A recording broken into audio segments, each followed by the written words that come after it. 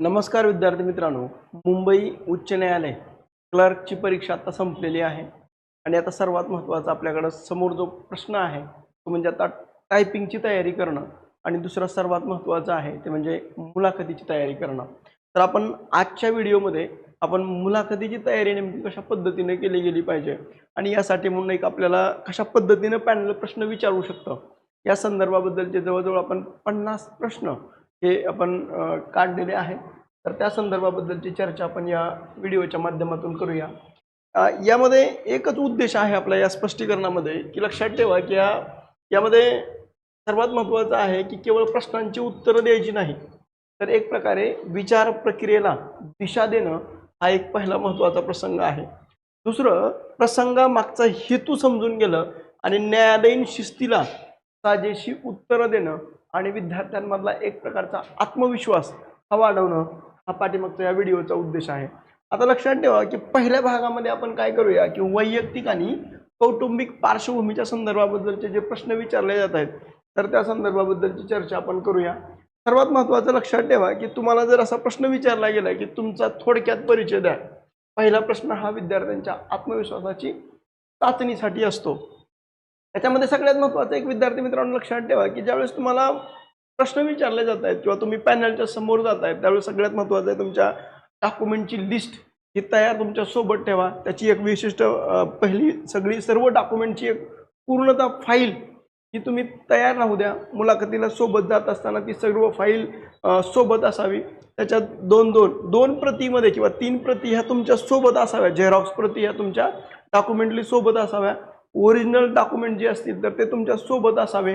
नवीन काही अपडेट किंवा काही एखादं डॉक्युमेंट काढायचं राहिलं असेल तर ते तुम्ही तयार करून ठेवा, जेणेकरून आपल्याला काय होईल की पुन्हा मुलाखतीसाठी अडचण निर्माण होणार नाही। आता हा पहिला प्रश्न होता की तुमच्या आत्मविश्वासाची चाचणी आहे बुवा, समजा तुमचा थोडक्यात परिचय सांगा असं ज्यावेळेस म्हटलं जातं त्यावेळेस लक्षात ठेवा तुमचं नाव, गाव आणि शैक्षणिक पात्रतेनं तुम्ही काय केलं गेलं पाहिजे, सुरुवात केली गेली पाहिजे। आणि एकदा लक्षात ठेवा की सर्वात महत्त्वाचं तुम्ही याच्यामध्ये एक विशेष बाब तुम्ही तर सांगा की तुमच्या पदवीच्या शिक्षणाबरोबरच टंकलेखन कौशल्याचा उल्लेख हा जाणीवपूर्वक करा, म्हणजे जेणेकरून की टंकलेखनाचा स्पीड किती आहे हे न्यायालयीन कामामध्ये महत्त्वाचं आहे। म्हणजे तुमचं नाव, विषय, पदवी पूर्ण केली, मला मराठी आणि इंग्रजी टंकलेखनाचं उत्तम जाण आहे, हे साधारणतः किती 30 ते 35 सेकंदामध्ये हे सर्व माहिती तुमची पॅनलला सांगायची। सर्वात महत्त्वाचं आहे की तुमच्या जमेची बाजू। आता तुम्हाला प्रश्न असा विचारला जाईल की सर्वात महत्त्वाचं आहे की लिपिक पदासाठी तुम्ही सुसंगत आहात का, तुमचीच आम्ही का निवड करावी असं ज्यावेळेस विचारलं त्यावेळेस लक्षात ठेवा माझी अचूकता आहे, एकाग्रता आहे आणि सर्वात महत्त्वाचं आहे वेळेचं नियोजन करणं, यासाठी म्हणून मी तत्पर आहे, ही भूमिका आपल्याला सांगता येईल। म्हणून सर्वात महत्त्वाचं तुमची स्ट्रेंथ काय आहे, तर माझी ताकद म्हणजे कामातील अचूकता, प्रचंड ताण असताना देखील संयम राखण्याची असणारी क्षमता, हे तुम्ही सांगितलं पाहिजे। सर्वात महत्त्वाचं आहे तुमची एखादी उणीव सांगा।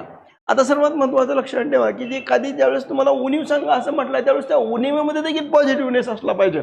उदाहरणार्थ जर बघितलं गेलं की सांगताना कामात अडथळा ठरणार नाही अशी काळजी घ्या, जेणेकरून ती युक्ती सांगायची जी सकारात्मक वाटते, म्हणजे मला एकाच वेळी एकच काम पूर्ण केल्याशिवाय चैन पडत नाही, म्हणजे हे काय झालं की आपण त्याच्यामध्ये गुंतून राहतो आणि ते पूर्ण करतो, ही एक आपली एक विकनेस म्हणून आपण सांगू शकतो, पण ते पॉझिटिव्हमध्ये रूपांतरित त्याचं होतं।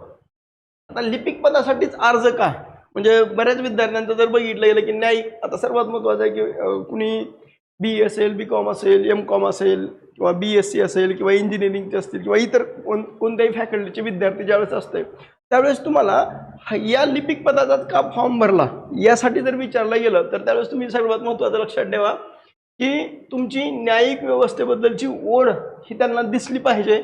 म्हणून न्यायदानाची प्रक्रिया जवळून अनुभवण्यासाठी आणि प्रशासकीय शिस्तीत काम करण्याची मला आवड आहे, हे उत्तर हे समर्पक म्हणून आपल्याला सांगता येईल।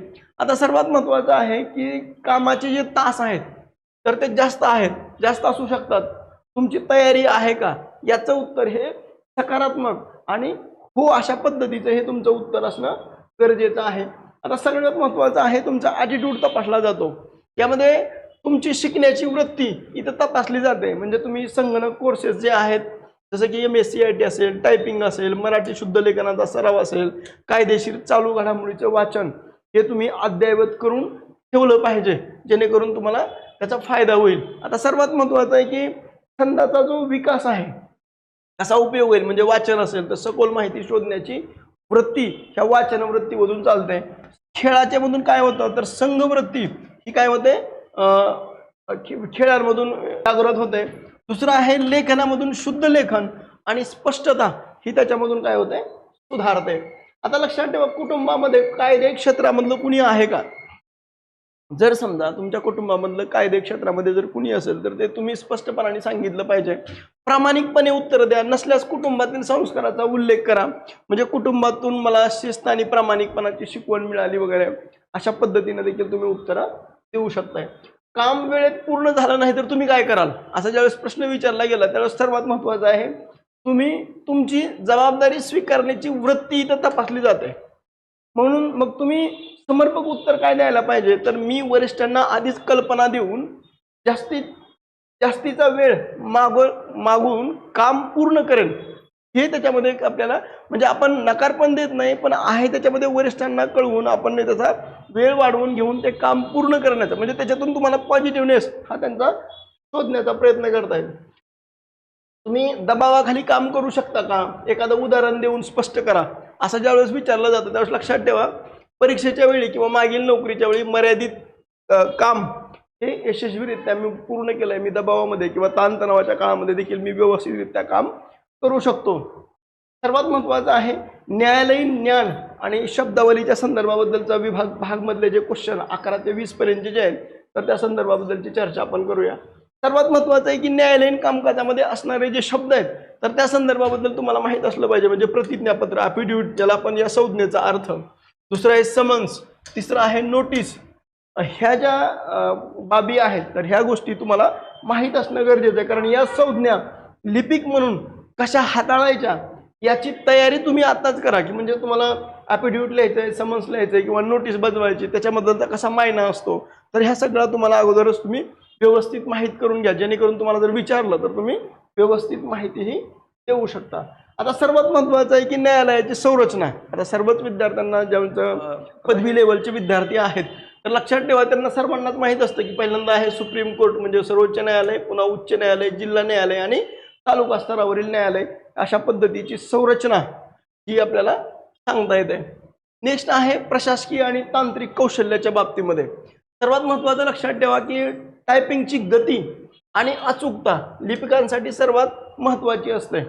आता बऱ्याच विद्यार्थ्यांना आता सर्वांनाच वेध लागले की ते आता टायपिंगची परीक्षा जी आहे जी 20 मार्काच्यासाठी तुम्हाला जी आहे तर त्याची आता तुम्ही ती स्पीड करताय. पण आता सर्वात महत्त्वाचं इथे लक्षात ठेवा की ऑलरेडी ज्यावेळेस तुम्ही DTP करताय तर DTP करत असताना त्यांनी बॅकपेस जो आहे तर तो बंद करून ठेवलेला असतो. चूक झाली चूकच असते ती त्याला काही पर्याय नाही आणि तुम्हाला विशिष्ट वेळ जो दिलाय तेवढ्या वेळामध्ये ते टास्क पूर्ण करायचा असतो. त्यामुळं सर्वात महत्त्वाचं आहे की आता तुम्हाला वेळ आहे तुम्ही सराव करा. साधारणतः मराठी जे असेल तर समजा 40चा स्पीड आहे, इंग्रजीचा 40चा स्पीड प्रति मिनिटामध्ये जे आहे तर ते तुम्ही तो अद्ययावत करणं, चुका ज्या आहेत तर त्या कमीत कमी करणं हे सर्वात महत्त्वाचं आहे. म्हणजे इतरांपेक्षा जर आपल्याला पुढं जायचं आहे तर इतरांपेक्षा अधिक मेहनत घेणं देखील तितकंच गरजेचं आहे. त्यामुळं तुम्ही याच्यावर आता सध्याला भर द्या आणि मुलाखतीला मात्र निश्चितपणाने ताणतणाव न घेता व्यवस्थित सकारात्मक ऊर्जेनं तुम्ही आत्मविश्वासानं काय करा मुलाखतीला सामोरे जा. आता दस्तऐवज आणि व्यवस्थापन कसं राखाल किंवा फाईलचं वर्गीकरण कसं कराल, कालक्रमानुसार मांडणी, डिजिटल रेकॉर्ड ठेवण्याची क्षमता कशी आहे तर या संदर्भाबद्दलची ही माहिती तुम्ही अपडेट ठेवा. म्हणजे रेकॉर्ड मेंटेन ठेवण्यासाठी तुम्ही काय कराल असं ज्यावेळेस विचारलं जाईल त्यावेळेस तुम्ही त्याच्याबद्दलचं वर्गीकरणाच्या संदर्भाबद्दल सांगितलं गेलं पाहिजे. वर्तणूक आणि नीतिमत्तेच्या संदर्भाबद्दलचं जर प्रश्न बघितले गेले तर लाच किंवा चुकीचं काम या संदर्भाबद्दल जर असं विचारलं गेलं की तुमची वैयक्तिक सचोटी याच्यातून तपासली जाते. यामध्ये सर्वात महत्त्वाचं लक्षात ठेवा की तुम्ही इतर पक्षकारांशी वागणूक म्हणजे न्यायालयात येणारे जे लोक आहेत अनेकदा तणावात असतात त्यांच्याशी नम्रपणाने संयमाने बोलणं हे काय असतं आवश्यक असतं. म्हणून तुमचं संवाद कौशल्य तपासलं जातं. दुसरं आहे सामान्य ज्ञान आणि कायदेशीर चालू घडामोडी म्हणजे जी के जी एचा भाग जो आहे तर तो तुम्ही अद्ययावत ठेवा.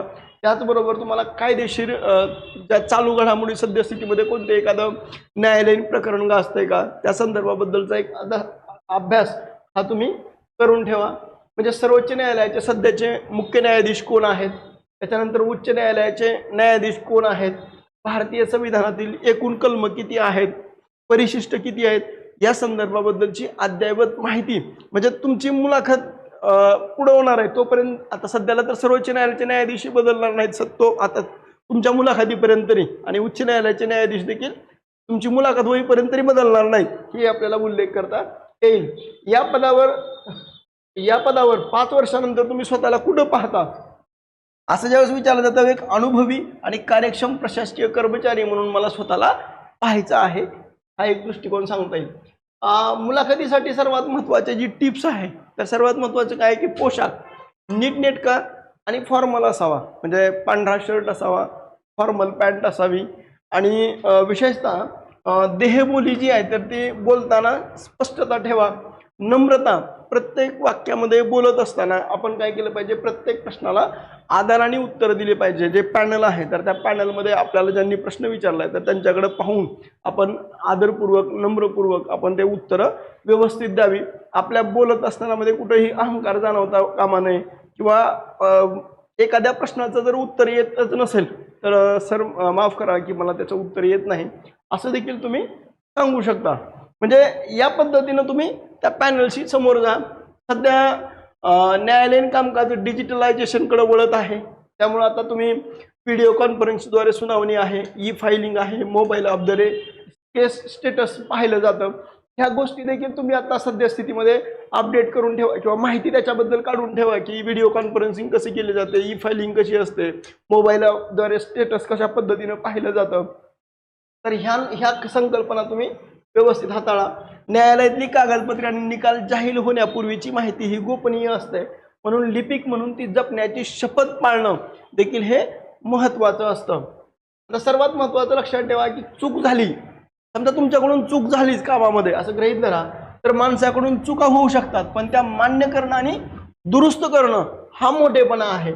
म्हणून जर माझ्याकडून टायपिंगमध्ये चूक झाली तर मी तातडीनं वरिष्ठांच्या निदर्शनास आणून ती दुरुस्त करेन, हे सर्वात महत्त्वाचं आहे. म्हणजे चुका जे काम करतात त्यांच्याकडून चूक होणं हे साहजिकच आहे, आणि ह्या चुका आहेत तर त्या चुका आपण मान्य करणं हे सर्वात महत्त्वाचं आहे. आता भाषा प्रभुत्वाच्या संदर्भाबद्दल जर बघितलं की न्यायालयीन लिपिकाला मराठी आणि इंग्रजी या दोन्ही भाषांचं व्याकरण आणि लेखन अचूक येणं आवश्यक आहे. कारण कॉमा जरी असेल किंवा मात्रा जरी असेल मराठीमधला तरी देखील त्याचा अर्थ हा बदलू शकतो. त्यामुळे ह्याचं अचूक ज्ञान असणं मराठीचा स्पीड 40चा आहे, इंग्रजीचा 40चा आहे. या गतीसोबत अचूकता ॲक्युरेसी जी आहे तर 95% पेक्षा जास्त असावी, जेणेकरून त्या कामामध्ये चुका होणार नाहीत. दुसरं आहे की संगणक केवळ सॉफ्टवेअरच नाही तर प्रिंटर, स्कॅनर, इंटरनेट कनेक्टिव्हिटी हाताळता येणं तितकंच गरजेचं आहे. अशा पद्धतीने तुम्हाला तयारी करायची. दुसरं आहे न्यायालयीन कामकाजामध्ये स्टेनो असेल, लिपिक आणि शिपाई या सर्वांमध्ये समन्वय असणं, म्हणजे टीम वर्क जे आहे तर ते असणं महत्त्वाचं असतं. दुसरं सर्वात महत्त्वाचं, जर एखादा पक्षकार रागाने जर बोलला तर प्रतिवाद न करता शांत करणं, गरज पडल्यास सुरक्षा रक्षकांची मदत घेणं. दुसरं आहे की प्रशासकीय नीतिमत्तेमध्ये वेळेवर कार्यालयात येणं, दिलेल्या वेळेत काम पूर्ण करणं ही सर्वात मोठी काय नीतिमत्ता आहे. दुसरं आहे की IPC, TRPC ह्या प्राथमिक ज्ञान हे देखील तुम्हाला असणं गरजेचं आहे. म्हणजे लिपिकाला कायद्याचा सखोल अभ्यास जरी नसला तरी मूलभूत कलमांची आणि प्रक्रियेची माहिती असणं हे काय आहे फायदेशीर ठरतं. म्हणून ह्या गोष्टी ज्या आहेत तर ह्या तुम्ही तपासून घ्या. दुसरं आहे की लोक अदालत, याच्यामध्ये जर बघितलं गेलं तर आपापसात तडजोडीनं खटलं सोडवण्याची जी पद्धत आहे या प्रक्रियेला काय सर्वात महत्त्वाचं, लिपिकाचा दस्तऐवज तयार करण्यामध्ये सर्वात महत्त्वाची भूमिका ही त्यामध्ये असते. दुसरं आहे की विरामचिन्हाचा, म्हणजे न्यायालयातील आदेशात एखादा कॉमामुळं अर्थ बदलू शकतो, त्यामुळं लेखनाला अत्यंत सावधगिरी ही टंकलेखनाची असते. त्याच्यामध्ये सर्वात महत्त्वाचं आहे MS ऑफिसमध्ये म्हणजे जे वर्ड्स फाईल जे आहे तर त्याच्यामध्ये आपलं नैपुण्य असणं. म्हणजे वर्ड्स जे आहे तर ते ड्राफ्टिंगसाठी महत्त्वाचं असतं. दुसरं आहे एक्सेल शीट जे डाटाबेससाठी महत्त्वाचं आहे आणि आउटलुक जे ईमेलसाठी म्हणून आपल्याला महत्त्वपूर्ण आहे. हे आपल्याला गरजेचं आहे. म्हणजे कायदेशीर घडामोडी म्हणजे सध्या गाजत असलेले महत्त्वाचे खटले, सर्वोच्च न्यायालयाने दिलेले ऐतिहासिक निकाल हे तुम्ही आता काय करायचं आहे वाचून ठेवायचे, जेणेकरून जर प्रश्नामध्ये आपल्याला विचारलं तर ते इतरांच्या तुलनेमध्ये आपण अद्ययावत असणं गरजेचं आहे. आता सर्वात महत्त्वाचे शासकीय नोकरीच का असं ज्यावेळेस तुम्हाला विचारलं जातं त्यावेळेस स्थैर्य आणि समाजाच्या कल्याणासाठी थेट योगदान देण्याची संधी म्हणून मी शासकीय नोकरीकडे पाहतो असा एक आपल्याला उल्लेख करता येईल. विद्यार्थी मित्रांनो, हे जे PDF आहे याची जर तुम्हाला PDF पाहिजे असेल तर मी व्हॉट्सअप ग्रुप जो आहे तर त्या व्हॉट्सअप ग्रुपची लिंक ही माझ्या डिस्क्रिप्शन बॉक्समध्ये टाकतो आणि त्याच्यामधून तुम्ही जॉईन होऊ शकताय. फक्त तुम्ही मुलाखतीच्या संदर्भाबद्दल सांगताय त्यावेळेस लक्षात ठेवा तुम्ही शिपायाची तयारी करताय का क्लार्कची तयारी करताय का वाहन चालकाची तयारी करताय तेवढं मात्र वैयक्तिक मेसेज पाठवून मला सांगा. कारण मी तीनही मुलाखतीच्या PDF ह्या बनवलेल्या आहेत म्हणजे तुम्हाला त्यानुसार मला तुम्हाला शेअर करता येईल. आपल्या मुद्द्याकडे येऊया. आता लक्षात ठेवा की वैयक्तिक शिस्त तुमचं राहणीमान वागणूक आणि बोलणं यातून तुमची शिस्त ही त्यातून दिसते. आता अंतिम सल्ला मुलाखत पॅनलला हे जाणून द्या की तुम्ही जबाबदार आणि प्रामाणिक आहात. तुमचं कौशल्य तुमच्या शब्दापेक्षा तुमच्या कामामध्ये दिसलं पाहिजे. आपल्याला जे तांत्रिक आणि संगणकीय ज्ञान हे महत्त्वपूर्ण आहे. तर या संदर्भाबद्दलचे जे प्रश्न विचारले जात आहेत तर यामध्ये लक्षात घ्या की आजच्या काळामध्ये संगणक ज्ञान असणं का आवश्यक आहे. कारण न्यायालयीन कामकाज पूर्णतः हे आता काय झालंय डिजिटलायझेशन झालंय. आता सर्वात महत्त्वाचं लक्षात ठेवा की लिपिकाला कामामध्ये अचूकता आणि गती वाढण्यासाठी संगणक हा महत्त्वाचा आहे. जसं की आता ई-कोर्ट प्रकल्पांतर्गत सर्व रेकॉर्ड हे काय केले जातात डिजिटल हे ठेवले जातात यासाठी आवश्यक आहे. दुसरं सगळ्यात महत्त्वाचं लक्षात ठेवा की विषय सूचीमध्ये MS ऑफिसचं ज्ञान असणं म्हणजे वर्ड आणि एक्सेलचा प्रभावी वापर करता येणं गरजेचं आहे. दुसरं आहे सुरक्षा आणि पोर्टल म्हणजे सायबर सुरक्षा आणि ई-फायलिंगची प्रक्रिया या संदर्भाबद्दल कौशल्य असणं. दुसरं तांत्रिक कौशल्यामध्ये हार्डवेअर शॉर्टकट्स आणि इंटरनेटचा वापर हा करणं हे क्लार्कच्या पोस्टसाठी हे महत्त्वपूर्ण असतं आणि या संदर्भाबद्दलचे प्रश्न तुम्हाला विचारले जाऊ शकतात. म्हणजे तुम्हाला प्रश्न असा विचारला जाऊ शकतो की MS वर्डचा लिपिक कामात उपयोग काय असं ज्यावेळेस विचारलं जातं त्यावेळेस लक्षात ठेवा टायपिंग आणि ड्राफ्टिंगसाठी हा महत्त्वपूर्ण आहे. म्हणजे न्यायालयीन नोटीस समन्स आणि आदेश तयार करणं. दुसरं आहे टायपिंग करताना योग्य व्याकरण आणि दुसरं असतं की टायपिंग करत असताना जे मार्जिन आहे उजव्या बाजूला डाव्या बाजूला वरच्या बाजूला जे तुम्हाला मार्जिन ठेवायचं आहे तर ते मार्जिन व्यवस्थित राखणं आणि पुराव्याच्या कागदपत्राचं संपादन म्हणजे एडिटिंग करणं हे सर्वात महत्त्वाची भाग आहे. दुसरं आहे फॉर्मॅट आणि स्टाईलच्या संदर्भाबद्दलचं लक्षात ठेवा न्यायालयीन कागदपत्रासाठी विशिष्ट असा पद्धतीचा फॉर्मॅट लागतो ज्याच्यामध्ये लाईन पेसमध्ये 2 किंवा 1.5चा स्पेसिंग हे आवश्यक असते. दुसरं आहे फॉन्ट साईज 12 किंवा 14 ही साईज वापरली जाते. अलॉटमेंटच्या संदर्भाबद्दल जस्टिफायमुळे काय होतं कागदपत्र हे अधिकृत दिसतं. तर हे करता येणं किंवा याच्या संदर्भाबद्दल जर तुम्हाला विचारलं गेलं तर तुम्ही व्यवस्थितरित्या माहिती सांगणं हे गरजेचं आहे. टेम्पलेट्स म्हणजे वारंवार लागणारी पत्र किंवा ऑर्डर्ससाठी टेम्पलेट्स बनवून त्याच्यामध्ये काय करता येतो आपल्याला वेळ वाचवता येतो. लिपिकाला फक्त नाव आणि दिनांक बदलून नवीन प्रत ही तशा पद्धतीनं तयार करता येत आहे. म्हणून वेळ श्रम वाचवण्यासाठी MS वर्डचं प्रगत ज्ञान असणं हे गरजेचं आहे. म्हणजे उदाहरणार्थ जर कोर्ट ऑर्डर ड्राफ्टिंग असेल तर लक्षात ठेवा सध्या कोर्ट ऑर्डरमधले घटक कोणकोणते आहेत तर लक्षात ठेवा एक सर्व वरच्या भागामध्ये काय असतं न्यायालयाचं नाव, दुसरं असतं केस नंबर आणि पक्षकारांची नावं आणि मुख्य मजकूर आणि शेवटी न्यायाधीशांच्या स्वाक्षरीसाठी असणारी जागा. म्हणून हे आपल्याला व्यवस्थितरित्या करता आलं पाहिजे. दुसरं आहे प्रश्न जर तुम्हाला असं विचारलं गेलं की एक्सेल डेटा शॉर्टिंग हे कसं कराल असं ज्यावेळेस विचारलं जातं त्यावेळेस सर्वात महत्त्वाचं की जेव्हा न्यायालयात हजारो केसेस असतात तेव्हा माहिती शोधणं हे कठीण जातं. त्यामुळं सर्वात महत्त्वाचं आहे की शॉर्टिंगमुळं आपण हवी ती माहिती एका क्लिकवर हे मिळवू शकतो. आता सरकार तारखेनुसार जर बघितलं गेलं तर तारखेनुसार क्रम आपल्याला त्याच्यामध्ये लावता येतो. म्हणजे पुढील सुनावणीची तारीख नेक्स्ट क्रमनुसार लावता येते. दुसरं आहे की जुन्या केसेस आधी आणि नवीन केसेस नंतर त्याच्यामध्ये पाहता येतात. यामुळं डेली कॅज्युअल लिस्ट बनवणं हे गरजेचं आहे. दुसरं आहे की पक्षकारांचं नाव किंवा वकिलांच्या नावानं A to Z जर क्रमांक लावला तर त्यानुसार आपल्याला शोधता येतं. विशिष्ट व्यक्तींची केस शोधण्यासाठी म्हणून आपल्याला उपयुक्त ठरतं. एक्सेलमुळं क्लर्कचा केस शोधण्याचा वेळ हा 90% हा वाचवू शकतो. म्हणून ह्याच्यामध्ये अद्ययावत असणं गरजेचं आहे. म्हणजे एक्सेल शीट मधला डाटा शॉर्टिंग करण्यामध्ये जर बघितलं गेलं तर लक्षात ठेवा याच्यामध्ये केस नंबर टाकू शकताय, इथं पक्षकाराचं नाव टाकू शकताय आणि पुढील तारीख जी आहे तर ती त्या पद्धतीनं करू शकताय. म्हणजे अशा पद्धतीनं जर आपण डाटा शॉर्टिंग जर केलं तर आपल्याला त्याच्यातून माहिती ही लवकर मिळायला सोपी जाते. दुसरं आहे संगणकीय सुरक्षा, सायबर सिक्युरिटीच्या संदर्भाबद्दल जर आपण पाहिलं तर लक्षात ठेवा न्यायालयीन डेटा हा सेन्सिटिव्ह असतो. याच्यामध्ये पासवर्ड प्रोटेक्शनमुळं अनधिकृत व्यक्तीला त्याच्यामध्ये काय प्रवेश मिळत नाही आणि महत्त्वाचे जजमेंट्स आणि गोपनीय माहिती ही काय राहते त्याच्यातून सुरक्षित राहते. त्यामुळं सर्वात महत्त्वाचं आहे की सुरक्षेसाठी आवश्यक असणारे उपाय तुम्ही काय कराल असं ज्यावेळेस विचारलं जाईल त्यावेळेस लक्षात ठेवा स्ट्रॉंग पासवर्ड म्हणजे नियमितपणे पासवर्ड काय करायचं, स्ट्रॉंग तर पासवर्ड बनवाच परंतु काही काळानंतर पासवर्ड हा चेंज करणं हे गरजेचं. दुसरं आहे ऑथोराइज असणारे जे सॉफ्टवेअर आहेत तर तेच फक्त वापरा. दुसरं आहे नो पब्लिक वायफाय म्हणजे न्यायालयीन डेटा हा पब्लिक नेटवर्कवर वापरणं चुकीचं आहे म्हणून तो न वापरणं. दुसरं आहे की संगणक सोडताना तो काय करायचं आहे लॉक करायचं आहे आणि पेन ड्राईव्ह वापरण्यापूर्वी तो काय करायचा आहे स्कॅन करणं आणि कोणाशीही लॉगिंग ID शेअर न करणं हे महत्त्वपूर्ण आहे. दुसरं आहे ई फायलिंगमुळं वेळ कसा वाचतो. तुम्हाला जर ई फायलिंगमुळे वेळ कसा वाचतो असं ज्यावेळेस विचारलं जातं त्यावेळेस तुम्ही सर्वात महत्त्वाचं आहे वकिलांनी न्यायालयात प्रत्यक्ष येण्याची गरज आता सद्यस्थितीमध्ये उरली नाही. म्हणजे कधीही याचिकाही दाखल म्हणजे 24 तास 7 दिवसामध्ये कधीही तुम्हाला काय करता येतं केस दाखल करता येते. प्रवास खर्च आणि वेळेची बचत ही त्यामधून होते. आता कागदपत्राचा सर्वात महत्त्वाचा या ई फायलिंगमुळे वापर कमी झाला.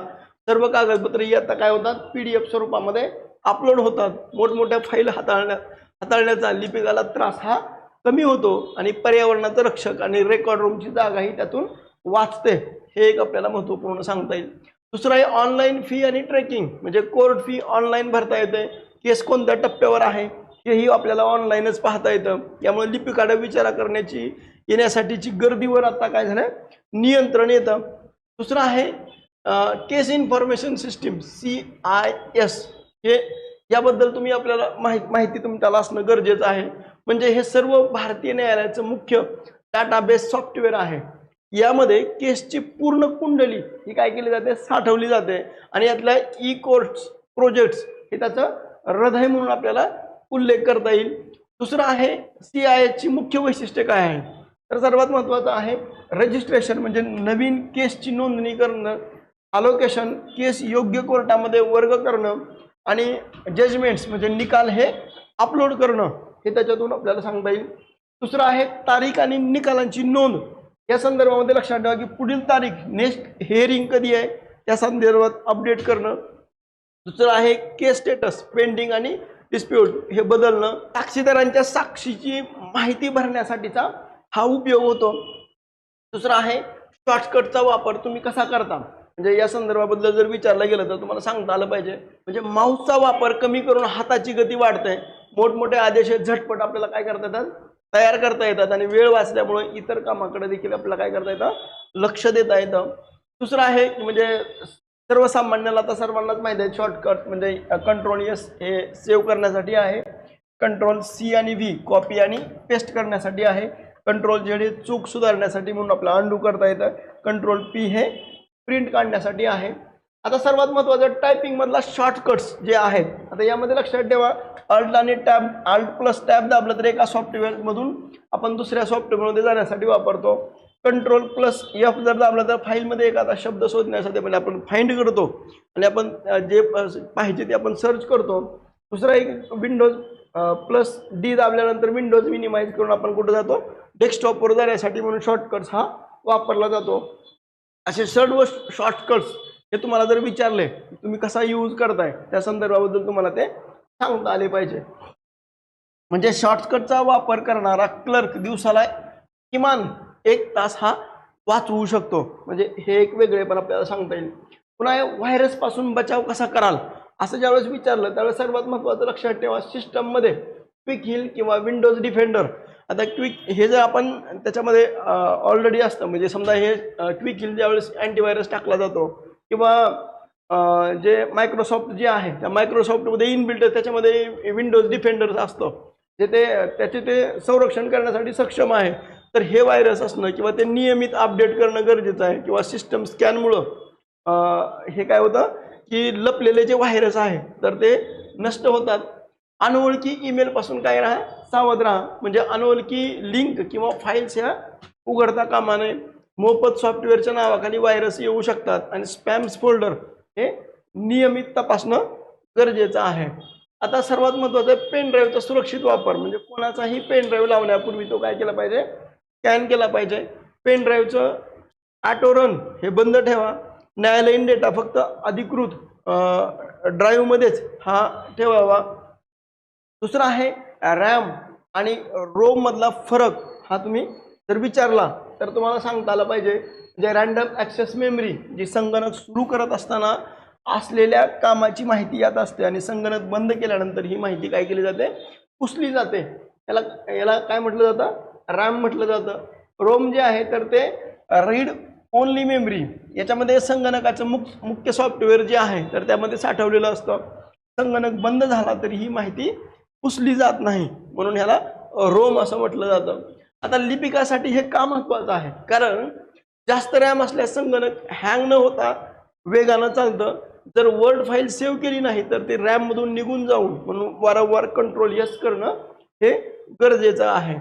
दुसरं आहे इंटरनेटवर केसचा निकाल शोधणं. तुम्ही कसा शोधू शकता असं ज्यावेळेस विचारलं जातं त्यावेळेस लक्षात ठेवा की मुंबई उच्च न्यायालय म्हणजे बॉम्बे हायकोर्ट.nic.in यावर तुम्ही जाऊन शोधू शकता. ई कोर्ट सर्व्हिसमध्ये service.ecourts.government.in किंवा सर्वोच्च न्यायालयामध्ये main.sic.government.in यावर तुम्ही हे सर्व साइट्स हे तपासू शकता.